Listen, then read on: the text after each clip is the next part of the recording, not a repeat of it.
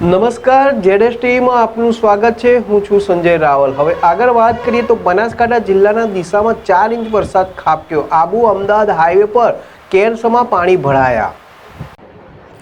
બનાસકાંઠાના ડીસામાં ભારે વરસાદ ખાબક્યો છે। ભારે વરસાદને કારણે અનેક વિસ્તારમાં પાણી ભરાયા તો ભારે વરસાદથી ખેતરોમાં પાણી ભરાયા। નીચાણવાળા વિસ્તારમાં પાણી ભરાતા વાહન ચાલકો તેમજ સ્થાનિકો હેરાન પરેશાન થઈ ગયા છે। ડીસામાં 4 ઇંચ જેટલો વરસાદ ખાબક્યો છે। 4 ઇંચ વરસાદમાં પાણી ભરાવાની સમસ્યા ઊભી થઈ છે તો ડીસા પંથકમાં ભારે વરસાદ તો બનાસકાંઠાના ડીસામાં ભારે વરસાદ ખાબક્યો છે।